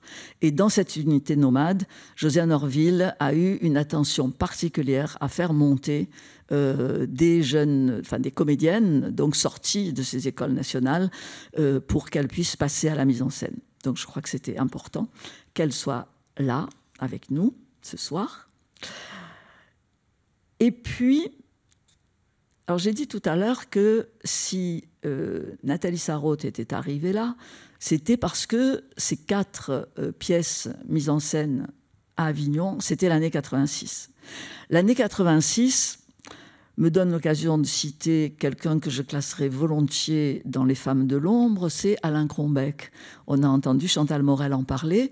Il se trouve que l'année 86, il y a eu 8 metteuses en scène dans la programmation du IN, ce qui représentait 40% des metteurs en scène et metteuses en scène invités cette année-là. Ça ne s'est plus jamais reproduit. Peut-être l'année dernière, mais je n'ai pas compté, mais sûrement pas entre-temps. Donc 1986, une année importante, et j'ai retenu quelques séquences. Donc vous avez vu et entendu Jeanne Champagne parler de Handke, Gilberte Tsai, de son spectacle Voyage en Chine intérieure. Alors, chacune, évidemment, a eu des parcours singuliers, on y reviendra après. Jeanne Champagne a toujours refusé de diriger une institution. Elle a tourné avec sa compagnie beaucoup. Alors là, le journaliste dit que c'est sa première mise en scène à Avignon. Je crois que c'est pas vrai. Je pense qu'elle avait monté la Maison d'Anna quelques années auparavant, aussi dans le IN. Donc Gilberte Tsai, avec qui la rencontre, c'est qu'elle a été nommée à la direction du Centre dramatique de Montreuil quand j'étais à la direction du théâtre, bien avant, enfin quelques années avant qu'une mission me soit confiée pour l'égalité entre les femmes et les hommes dans les arts du spectacle. Et je me suis rendu compte qu'en fait, cette préoccupation, elle était antérieure à cette mission, contrairement à ce que j'ai toujours raconté, puisque la nomination de Gilberte Tsai a été un moment où, on a eu le souci de s'apercevoir qu'il y avait aussi des metteuses en scène, qu'il y avait aussi des compagnies conventionnées, et que c'était le vivier dans lequel les directeurs de centre dramatique étaient nommés, donc pourquoi pas des metteuses en scène. Et Gilberte Tsai a été une des premières. Donc ça devait être en 98, 99, 2000. Mais 86, c'est l'année aussi où est nommée la première directrice de centre dramatique, Arlette Stéphanie, à Limoges, 40 ans après la création du premier centre dramatique national.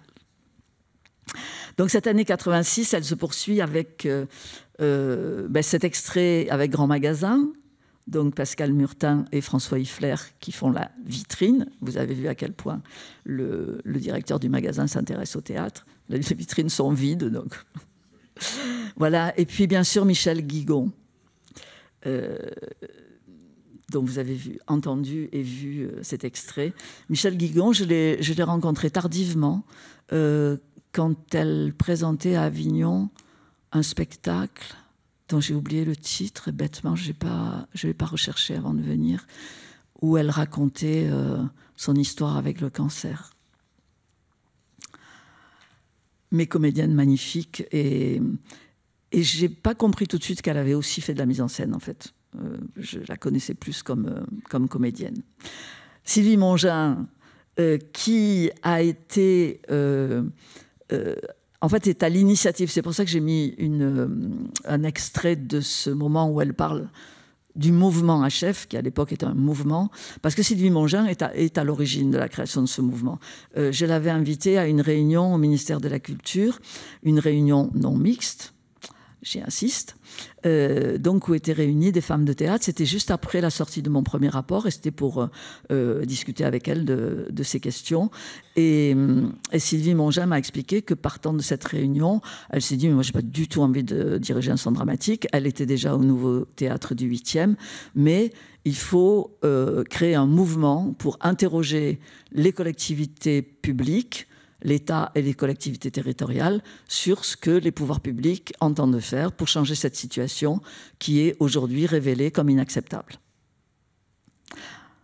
Alors, le temps passant, les collectivités publiques et l'État affichent des politiques pour l'égalité, les mettent parfois en œuvre, mais les affichent beaucoup. Et les mouvements HF sont devenus des associations, sont subventionnés, et très souvent, les pouvoirs publics leur délèguent ce qui devrait être de l'ordre d'un service public. Donc, dans des régions, ce sont les associations qui font les statistiques sexuées, par exemple, que les collectivités devraient faire. Alors, le ministère de la Culture, au moins, les statistiques, il les fait depuis un certain nombre d'années. Enfin, ça a été lancé avec mes rapports, mais ça se fait. Mais la concrétisation de ces politiques, on aimerait qu'elle soit plus effective. Alors Chantal Morel, bien sûr, puisque Chantal Morel, que je connais peu, on s'est peu rencontrés. Moi, je sais très bien qui elle est, mais on s'est peu rencontrés. Mais je trouvais très important de montrer ces extraits. D'abord le premier où elle parle de Pinget et du rôle justement qu'a eu Crombecq pour l'amener à travailler Pinget. Donc cette prise de parole d'artiste. Et puis parce que Chantal Morel, oui, a été nommée à la direction du Centre dramatique de Grenoble. Elle en a démissionné pour de très bonnes raisons. Et vous voyez, pour ensuite ouvrir un théâtre qui donne directement sur la rue, où il n'y a pas ces marches à monter qui m'impressionnent tant. Et puis Stéphanie Loïc, que j'étais allée voir à Thionville quand elle dirigeait le centre dramatique de Thionville. Je trouvais très joli que dans cet extrait, la journaliste commence par interviewer la photographe qui suit Stéphanie Loïc. Donc il y a au moins une femme qui travaille dans le théâtre, mais qui n'est ni metteuse en scène ni actrice. Et Stéphanie Loïc, j'ai vu un spectacle, alors je ne sais plus lequel c'était, mais je me souviens que c'est le premier et un des rares spectacles où j'ai vu sur la scène des propos et des points de vue, des propos qui étaient articulés d'un point de vue lesbien. Donc ce n'était pas du tout un spectacle sur les lesbiennes, mais au moins une parole était entendue. Et ça, c'était la première fois que je voyais ça au théâtre, et je l'ai rarement vu depuis. Donc je tenais aussi à Stéphanie Loïc pour ça, mais aussi parce que, comme elle le dit, elle est la fille de Denise Perron et de Daniel-Émile Forcq. Et alors, dans l'histoire des voix, Daniel-Émile Forcq, quand j'étais enfant, c'était un moment absolument extraordinaire. Alors, j'ai un peu cherché Daniel-Émile Forcq, je l'ai cherché surtout dans une série où je le voyais, qui était le fils du cirque, quelque chose comme ça. Mais moi, j'ai toujours cru que le titre, c'était L'homme aux lunettes d'écaille. En fait, non, apparemment non. Mais il y a énormément d'épisodes, et il aurait fallu tout le regarder pour retrouver Daniel-Émile Forcq. Et je suis tombée sur Stéphanie Loïc, et je me suis dit, voilà, Stéphanie, c'est très bien. Et ça me permettra aussi d'évoquer la voix de son père. Catherine Marnas, il y a de très importantes interviews de Catherine Marnas, notamment quand elle arrive à la direction du Centre dramatique national de Bordeaux. Mais j'ai eu envie de montrer ces images des tout débuts. Alors, il faut savoir que Catherine Marnas a signé sa première mise en scène en 1986. Je ne sais pas si à ce moment-là, elle se rendait compte, si ça avait même une importance pour elle, mais je ne crois pas en fait, que c'est cette année-là qu'il y avait tant de metteuses en scène à Avignon. Anne Monteil-Boer, j'en ai parlé déjà, vous l'avez vu avec cette parole très actuelle, même si elle date de 97, où elle montait donc un spectacle sur Dreyfus. Elle fait maintenant diverses autres choses. Elle trouve un chemin qui n'est pas celui de signer des mises en scène, parce que c'est fort compliqué. Fort compliqué aussi pour Aurore Evin, qu'on a vu sur ce plateau de la télévision nationale, aux côtés de, alors on ne les a pas tous vus, mais de Jacques Lassalle, de Laurent Terzieff et de Alain Olivier. Et aujourd'hui, Aurore Evin met en scène, écrit, mais écrit pas forcément du théâtre, mais met en scène des femmes de théâtre dont nous ignorons tout, alors qu'elles ont été extrêmement importantes dans le théâtre de l'Ancien Régime. Et puis Claire Lannes, parce que d'abord je trouve cette séquence très très belle, et je trouve très bien et très drôle de terminer comme ça. Et puis Claire Lannes m'avait écrit, nous étions rencontrés, elle m'avait écrit quand j'ai écrit mon premier rapport, et j'ai inclus un extrait de sa lettre dans ce premier rapport, et je l'ai incluse aussi dans ce petit livre qu'on a cité, Exploser le plafond, où elle dit « Nous vivons dans un petit monde construit selon des lois artificielles.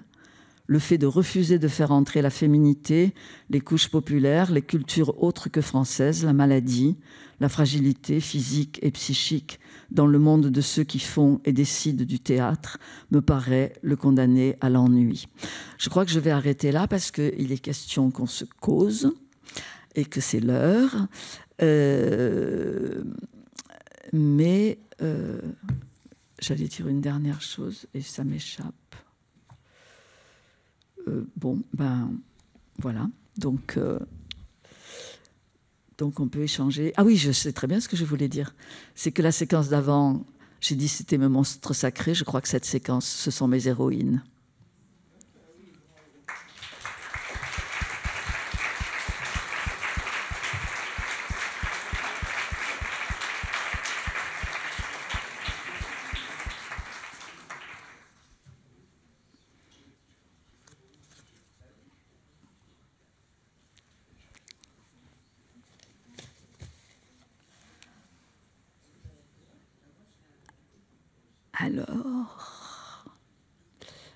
Alors c'est un peu compliqué, c'était un peu compliqué parce que cette dernière partie, comme vous voyez, c'est quand même des vignettes et j'aurais voulu en montrer beaucoup plus, mais bon, c'est la règle du jeu. Donc on peut y revenir peut-être plus sur cette dernière partie ou avant, comme vous le souhaitez, si vous avez des remarques sur cette sélection. Moi, je voudrais dire, en tout cas, comme ça vous laisse le temps de papoter entre vous, peut-être, avant de nous faire partager vos réflexions plus largement. Ce que je crois... Bon, les archives de l'INA, c'est quand même y compris sur le théâtre. Alors, on m'avait un peu dit, oh, mais tu trouveras rien sur les archives de femmes de théâtre. Alors, sur la dernière période, j'ai quand même beaucoup trouvé dans les émissions des stations de FR3. Vous imaginez pourquoi ? Quand j'ai écrit mes rapports, je suis quand même beaucoup allée au théâtre en très lointaine banlieue. Donc oui, les femmes de théâtre, on les trouve plutôt dans des territoires éloignés. On les trouve quelquefois sur des grands plateaux aujourd'hui. Mais quand j'ai sorti mon deuxième rapport, en 2009, je crois que seule Brigitte Jacques avait eu droit au grand plateau de l'Odéon, de toute l'histoire de l'Odéon.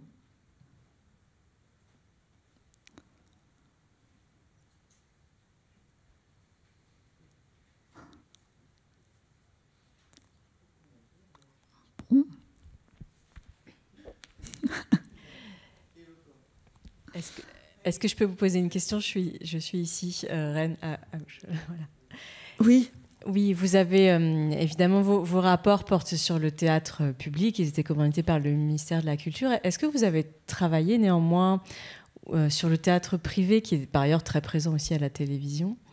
Est-ce que vous pouvez nous en dire un mot, ou c'est vraiment pas un sujet? Je parle de la place des femmes dans le théâtre privé, bien entendu. Oui, j'ai pas vraiment travaillé parce que c'était moins facile d'avoir des données, bien sûr. Mais quand même, ce que je disais, c'est qu'il y a eu beaucoup de directrices de théâtre privé. Ça, c'est sûr. C'est vrai aussi que les actrices, il y avait un rôle... Enfin, quand même, un jour, on invente le metteur en scène. Ça n'a pas toujours existé. De même que le chef d'orchestre n'a pas toujours existé. L'orchestre pouvait être dirigé à partir d'un pupitre. Au théâtre, c'est pareil. Donc, j'ai pas vraiment travaillé. Ce que j'en ai retenu, c'est ça, c'est que les femmes y étaient quand même davantage présentes. Je n'ai pas montré d'extrait du théâtre au théâtre ce soir, qui est quand même la grande émission de télévision, mais que j'ai très rarement regardé. Donc, et je suis pas sûre je pense que le problème, c'est pas forcément le théâtre privé dans Au théâtre ce soir, mais c'est la façon de filmer ce théâtre, qui n'est pas possible. Voilà. Et alors, je crois que c'est important. J'ai évoqué Michel Dumoulin, et puis évidemment Michel Porte. Mais cette question de filmer le théâtre, c'est une question qui m'a préoccupée et sur laquelle j'ai travaillé, puisque j'ai dirigé pendant 3 ans, 4 ans, je ne sais plus, l'association Arcanal, qui dépendait du CNC, et dont l'objet était de coproduire des films, des vidéos sur les arts du spectacle. Donc on avait... Et ce qui était évident, c'est qu'alors la danse, ça ne posait pas de problème. Enfin, ça posait des problèmes qui se résolvaient et qui donnaient des créations vidéo à partir de spectacles de danse, qu'on a coproduit beaucoup avec ce qui était à l'époque la 7, dont on a sorti d'ailleurs une collection de vidéocassettes à l'époque qu'on a appelée la collection danse. Filmer le théâtre, c'est beaucoup plus compliqué. Donc on a vu là la manière dont... effectivement, Michel Porte nous donne la théâtralité du plateau, enfin la matière du plateau. On a vu comment les Perses aussi, enfin, ne montrent pas le plateau, mais ne gomment pas la théâtralité, sans pour autant et donnent, comme plus tard les mises en scène filmées, enfin les films de Michel Dumoulin qui montrent du théâtre, moi je crois que ce qui m'intéresse, c'est cette manière, enfin cette façon, cette difficulté à donner la matérialité du plateau, qui demande d'abord un énorme travail sur le son, parce qu'évidemment l'enregistrement du son, comme on le voit dans le théâtre ce soir, c'est quand même... Enfin, moi je trouve que c'est pas possible.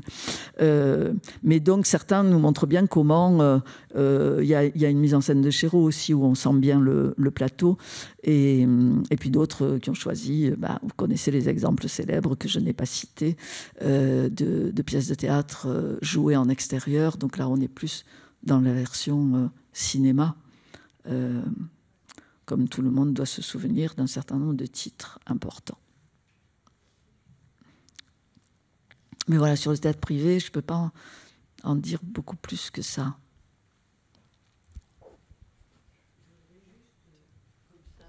Brutalement, oui. Vu ce que je viens de voir,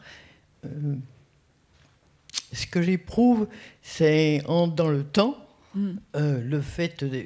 F, comme ça, qui traverse le temps, tous ces F. Il y a une sororité, alors que toutes ces femmes sont tellement différentes, il faudrait effectivement creuser plus loin, mais cette sororité me touche, à travers le temps. Ah voilà, oui. Alors, à travers le temps. Moi, je veux bien... Ce que vous dites, je le conçois tout à fait, mais effectivement, c'est à travers le temps. C'est ce qui nous apparaît... Parce que tout d'un coup, alors qu'on ne montre jamais, rarement, des femmes de théâtre, tout d'un coup on en a, mais beaucoup. Donc ça donne cette impression de cette chaîne, de ce que Geneviève Fraisse appelle les lignées. Or, je crains que ces lignées au théâtre, entre femmes de théâtre, je ne suis pas sûre qu'elles existent. Parce que les références de ces metteuses en scène, quand même, les maîtres dont elles se réclament, ils s'appellent Antoine, Georges, Roger, ceux qui les soutiennent s'appellent Alain, Lucien, Henri. Si j'ai montré un extrait d'une émission avec Josiane Norville, c'est que je pense que c'était quand même exceptionnel, cette femme qui a vraiment aidé, promu, soutenu, fait éclore des talents de metteuse en scène. C'est rare. J'ai parlé de 86 Avignon. Je disais, je ne suis pas sûre que Catherine Marnas ait été consciente de ce qui se passait à Avignon au moment où elle-même faisait sa première mise en scène. Mais je ne suis pas sûre que ces 8 metteuses en scène qui étaient à Avignon cette année-là se soient parlé. Je ne suis pas sûre que cette force collective qu'appelle Charlotte Delbo, qui était réelle dans les années 70 au sein du MLF, je ne suis pas sûre du tout qu'elle ait existé au théâtre. Je crois que simplement, la situation qui est faite aux femmes de théâtre fait en sorte que si elles ne se vivent pas seules et exceptionnelles, il n'y a pas d'issue. Alors, je ne crois pas que ce soit la bonne méthode, mais je ne suis pas sûre qu'elles aient eu les moyens de faire autrement. Je crois qu'aujourd'hui, il y a un pourcentage à la tête des centres dramatiques, en tout cas, je crois que 42%, enfin aux dernières nouvelles, c'était 42% de directrices de centres dramatiques. Il y en avait 8% quand j'ai sorti mon premier rapport. À l'époque, il y avait 42% de directrices de centres chorégraphiques.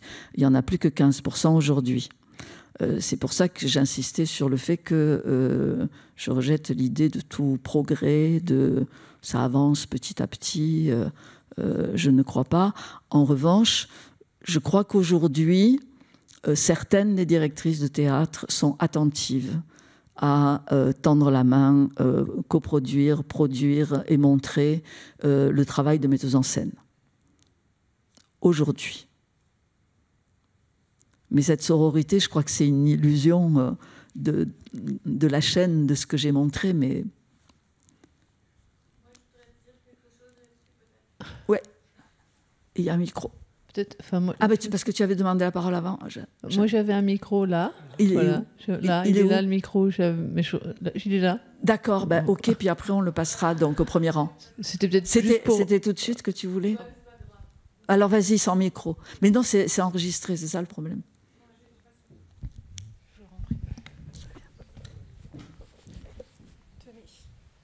Oh merci, c'est gentil. Non, je voulais dire que il me semble qu'il y a une chose peut-être qui avance et qui n'a pas forcément de traduction facile à quantifier. C'est par exemple quand on entend Nathalie Sarraute dire je donne la parole à des hommes parce que les hommes représentent l'humanité. Et les femmes, quand j'écris des femmes, elles ne représentent qu'un genre. Et cette chose-là, dans laquelle moi j'ai grandi, que l'humanité... Enfin, si je me représentais... De ma génération d'ailleurs, ça continue, mais si je me représentais l'humanité, elle était symbolisée par un homme qui n'était pas forcément extraordinairement sexué, mais c'était ça. Et cette chose-là, ce petit écart, que peut-être qu'on peut se représenter l'humanité générale autrement que par un homme, je pense que cette représentation dans la tête des jeunes gens qui arrivent et des jeunes filles qui arrivent après nous, c'est certainement quelque chose qui a bougé. Ça met du temps et je pense que c'est très profond. Et c'est très profond, ça sera profond dans l'écriture, ça sera profond partout. C'est tout. Voilà. Merci. Merci.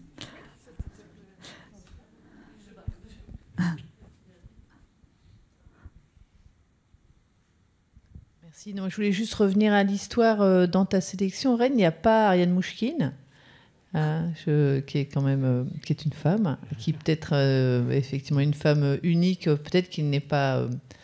je ne sais pas exactement pourquoi tu ne l'as pas mise, mais en tout cas par rapport à la question de s'autoriser à faire du théâtre, à diriger un théâtre, à porter un projet théâtral, il y a bien sûr, on sait tous que c'est aussi un effet de représentation, et que peut-être que pour des jeunes femmes artistes, cette figure d'Ariane Mouchkine, elle a une place dans l'histoire du théâtre. Je trouve, en tout cas, c'est indéniable, quoi. Elle a évidemment une place dans l'histoire du théâtre. Dans mon histoire du théâtre, elle n'a pas une si grande place que ça. Je crois que... en fait, je ne sais pas. Je pense que cette figure a pu jouer pour certaines personnes.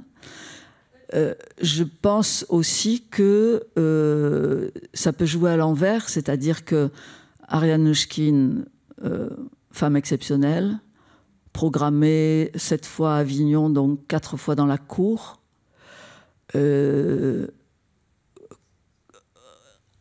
Quelque part, ça raconte que s'il y en a une pour qui c'est possible de la programmer 4 fois dans la cour, c'est que si les autres n'y sont pas, c'est qu'il y a de bonnes raisons. Donc, je ne suis pas sûre non plus que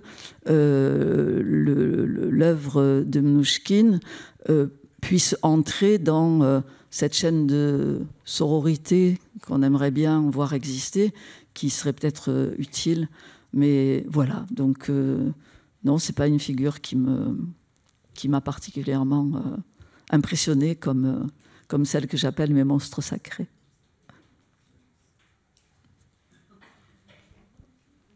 Oui.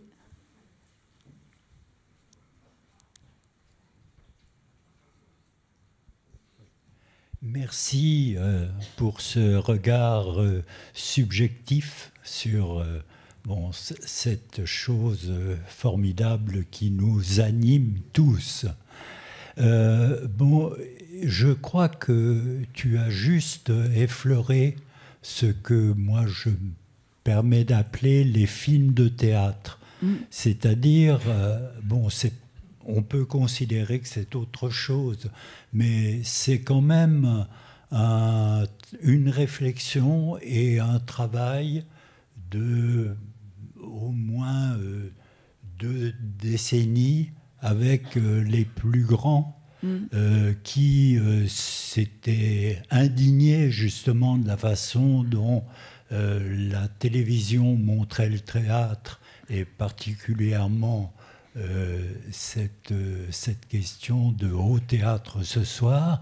Donc, on a réfléchi et travaillé avec, je crois, les plus grands, c'est-à-dire Ruiz, c'est-à-dire Brigitte Jacques, qui a travaillé avec Jaco, mais qui est vraiment dans ce palmarès important. Donc ce travail de réflexion mérite, on a essayé de l'approfondir pendant des années. Je pense que c'est un peu poursuivi, mais je crois que c'est sans doute moins vivant et moins fort que ça a pu l'être à un moment, à la fois à l'INA et avec Arte. Voilà, donc je ne sais pas, est-ce qu'il y aura une autre séance où on parlera de cette question essentielle de filmer le théâtre? Merci. Alors je crois reconnaître Claude Guizard, qui était donc à l'INA quand j'étais à Arcanal, et nous avons eu des collaborations, effectivement. L'idée, ce soir, c'était de parler de ce que moi j'ai vu du théâtre à la télévision, entre autres, de ce que j'ai vu de la télévision aussi. C'était aussi de parler des archives des femmes de théâtre. Au mois de septembre, j'ai été invitée à faire la conférence d'ouverture d'une journée de la SACEM consacrée à la place des femmes justement dans les réseaux de la SACEM. Et une productrice témoignait du fait que dans ce type de production, dont j'ai cru comprendre que ça s'appelait les programmes de stock, contrairement aux programmes de flux, mais il n'y avait pas de femmes. Donc c'était un peu compliqué pour moi d'évoquer dans le détail cette question, puisque le sujet de ce soir, c'était les archives des femmes de théâtre à travers ce rapport entre théâtre et télévision. Donc on peut espérer que oui, on puisse un jour faire une émission sur les films de théâtre réalisés par des femmes. Mais il y en a eu très peu. Mais il y a eu de très belles choses, effectivement. Et j'ai cité Michel Dumoulin. Je n'ai pas cité les grands noms qu'on cite habituellement. Mais je pense que si on est réunis ce soir, c'est pour entendre des choses qu'on n'entend pas habituellement. Jeanne Champagne, tu as un micro ? C'est magnifique, mais... Oui, pardon, excusez-moi. Oui, c'est très touchant, d'abord, parce que moi, je ne savais même pas qu'il y avait certaines archives. C'est magnifique de les découvrir, quoi. Mais ce que je regrette, c'est que, justement, on parle moi, j'aime énormément cette dénomination de femmes de théâtre, et je pense à toutes ces scénographes, ces techniciennes, ces créatrices de son, ces costumières, enfin, c'est incroyable. C'est ça la prochaine peut-être séance où on ouvre à toutes ces femmes qui sont en train d'œuvrer et de pénétrer ces plateaux. Parce que c'est vrai que moi j'étais très touchée de voir Josiane Orville, parce que moi j'étais une des premières à être programmée par elle à l'Athénée, et à cette époque-là, quand je suis arrivée sur le plateau, personne ne bougeait. C'était que des hommes, des techniciens. Et j'ai dû faire appel à Joël Hourbeg pour qu'il prenne la parole et en demandant à ce qu'on monte les projets. C'était vraiment très difficile. J'ai rempli le frigo de bière. On m'appelait maman et non pas par mon nom. Donc c'est quand même c'est une situation c'était une situation à cette époque-là, je veux dire. Donc elle a fait vraiment, elle a ouvert la porte, Josiane Orville. Mais c'est vrai que se dire, on se sent femme de théâtre, hein, mais toutes ces femmes qui le font et qui œuvrent pour le théâtre. Donc c'est vrai que j'ai beaucoup parlé des femmes de l'ombre en Avignon, au Festival d'Avignon, parce que je tenais énormément. Et c'est vrai que les scénographes, les créatrices son, les créatrices lumière, Dominique Bruguière, enfin, je ne vais pas en citer une, mais plusieurs. Et ce serait magnifique, bien sûr, que la prochaine séance soit avec toutes ces femmes. Absolument, mais voilà, j'étais contrainte par le temps. Ouais, nous étions contraintes par le temps, et voilà, ça a été un choix. Mais je l'ai signalé effectivement en début de séance que toutes ces autres ne seraient pas évoquées ce soir, mais ça peut être l'objet d'une autre séance. Je voulais préciser par rapport à ce que j'ai dit tout à l'heure sur la sororité. Je voudrais dire juste que ce que je ressens dans ton parcours, c'est que ce sont des femmes sur les bords. Et c'est parce qu'elles sont sur les bords qu'elles sont aujourd'hui remarquables. Mais à ce moment-là, je te prie de croire que c'était difficile. Je crois que c'était difficile. Si j'ai dit que ce sont mes héroïnes, c'est vraiment pas pour rien. Oui, c'est difficile.